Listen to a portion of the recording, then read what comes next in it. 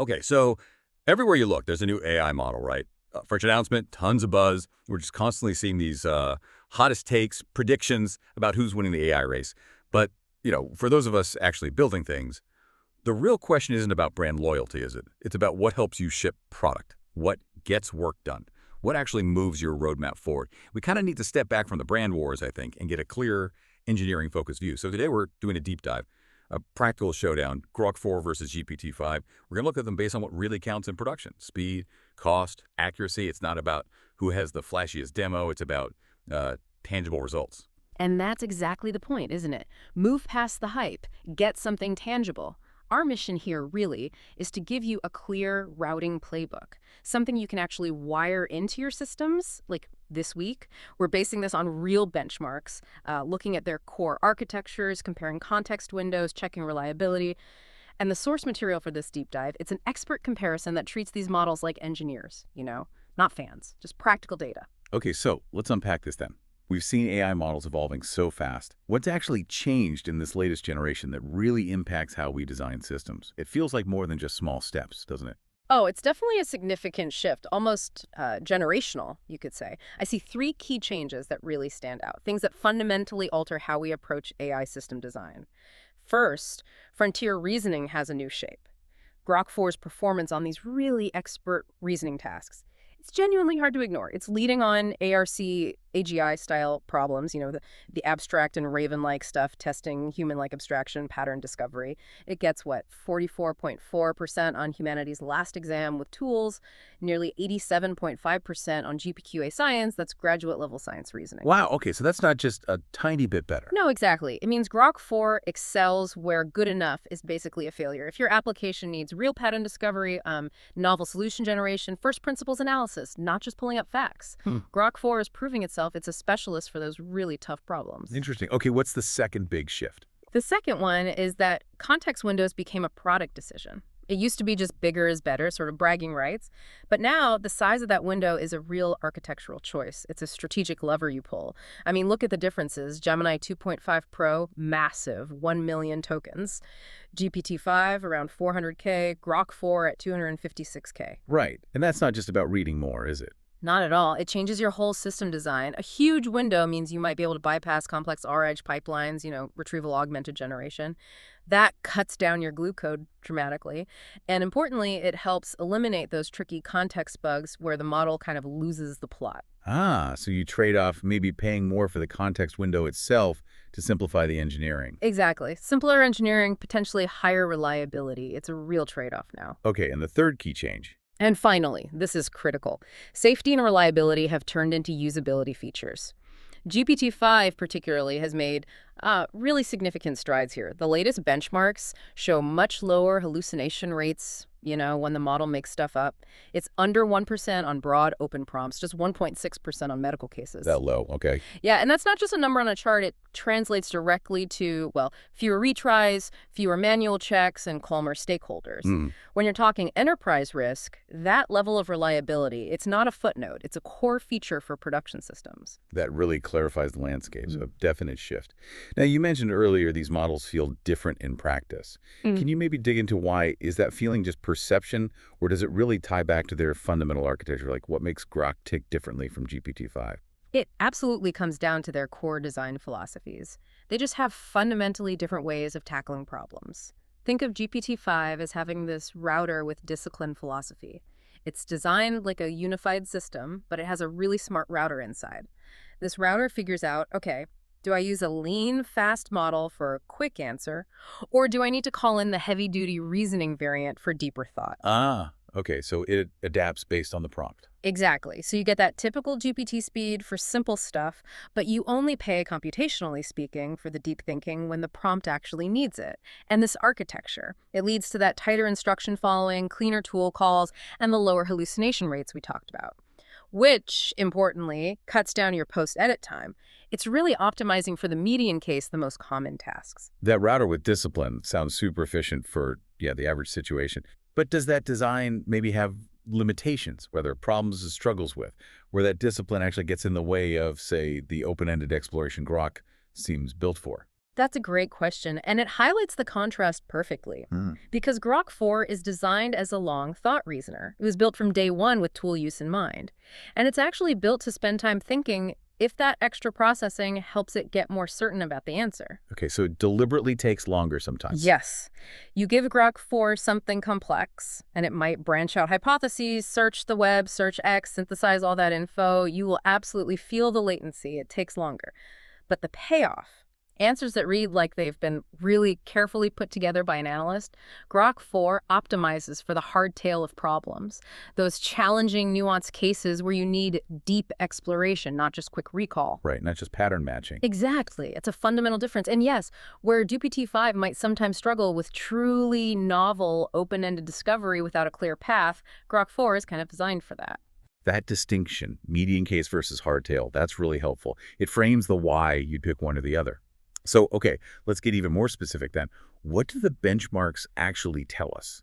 Which model really nails your specific production needs? Where does the rubber meet the road on task performance? Right. Let's look at benchmarks that predict real-world use. We can break it down into maybe 3 classes of tests that cover most production needs. First, for GPQA and Humanities Last Exam, Grok 4 really takes a clear lead here. These are questions in physics, biology, tricky causal chains. They require what you might call first principles reasoning. Breaking things down to fundamentals, not just analogies. Precisely. Grok 4's higher scores on GPQA science and its strength on Humanities Last Exam show it's really comfortable there. So if your workflow is, say, grant writing, literature synthesis needing novel connections, designing experiments where deep understanding is key, you should seriously think about routing a bigger slice of that work to Grok 4. It genuinely seems to get those kinds of problems. Okay, so Grok 4 for that deep frontier reasoning.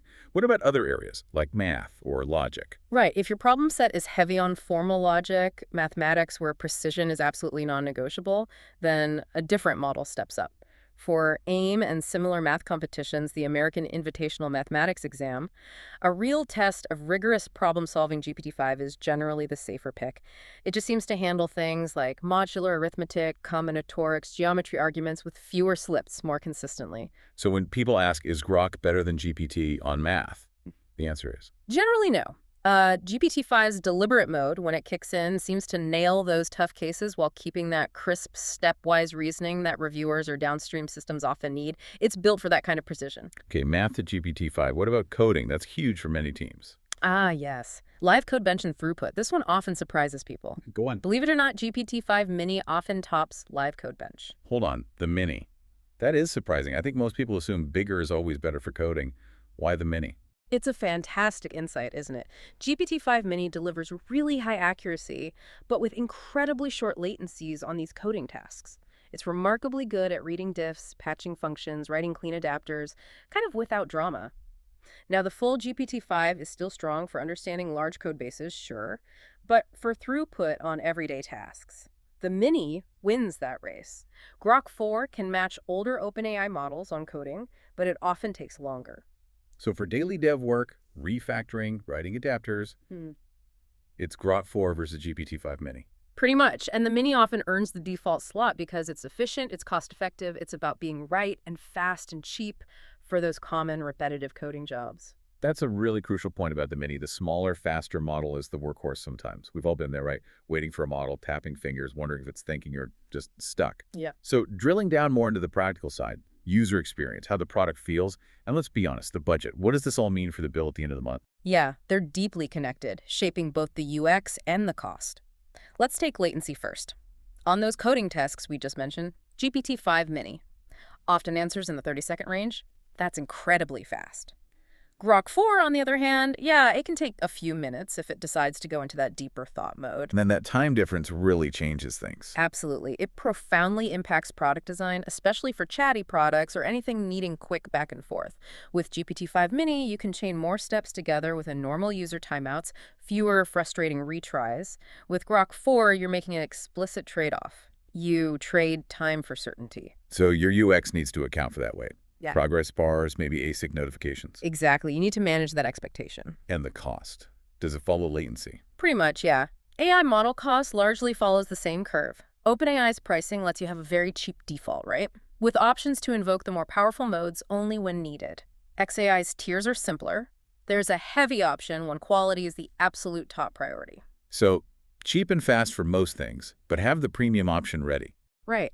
At consumer scale, that cheat fast path protects margins. You want to handle most requests quickly and affordably. But at research scale, or for really high-stakes problems, that slower premium pass from Grok 4 might actually be the cheapest part of the whole decision. How so? Because the cost of getting it wrong, a bad hallucination in a critical report, for instance, can dwarf the model inference cost. I remember one project where a single hallucination cost way more than any savings from using a cheaper model.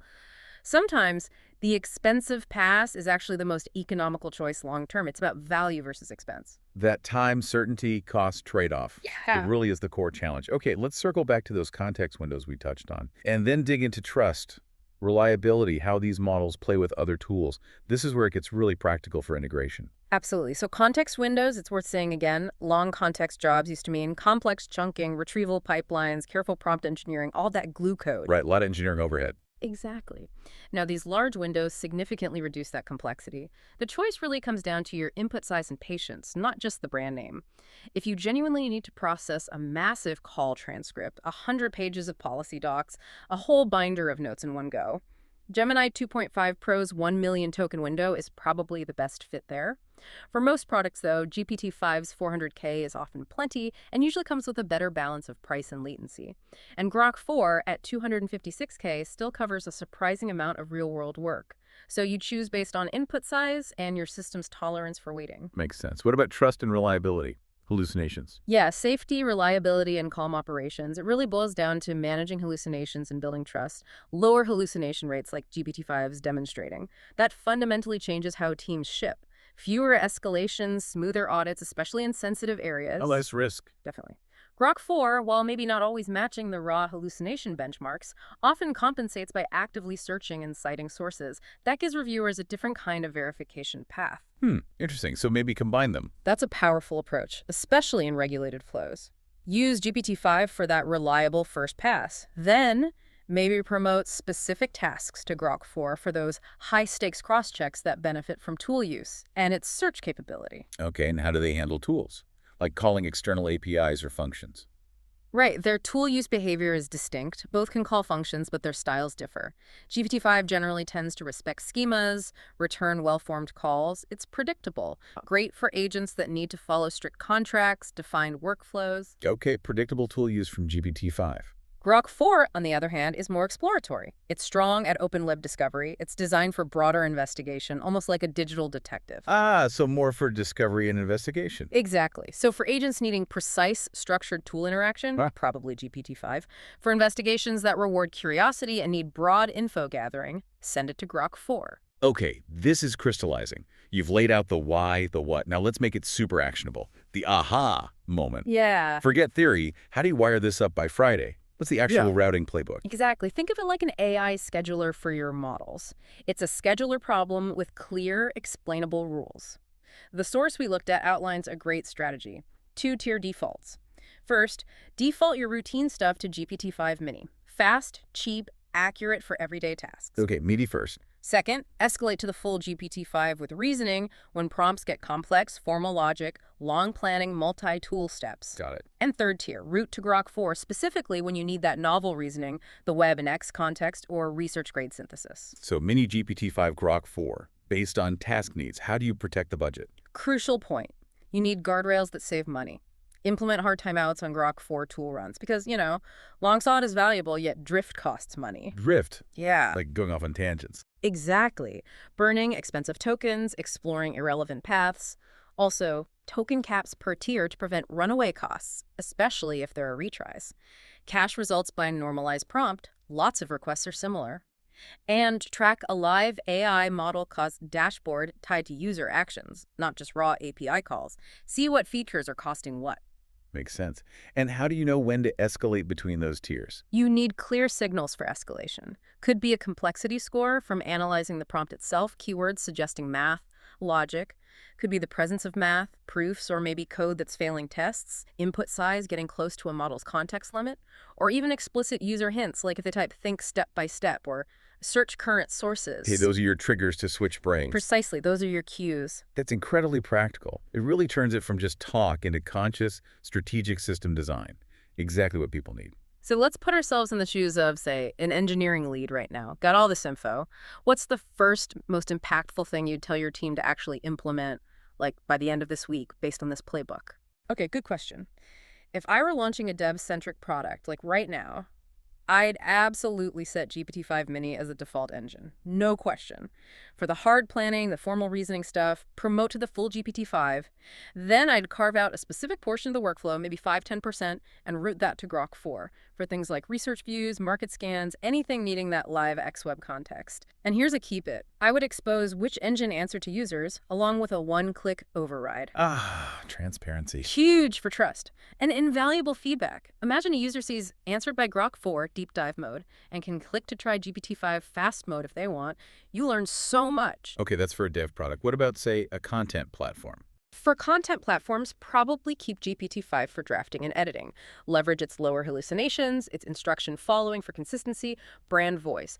Then maybe slot Grok 4 into specific investigative people's content verification, trend analysis using real-time social data, things needing that live context and synthesis. For reviewing really long documents, that choice between GPT-5 and Gemini 2.5 Pro comes down to, again, input size and patience. Massive input, okay with latency, maybe Gemini, otherwise GPT-5 for the balance.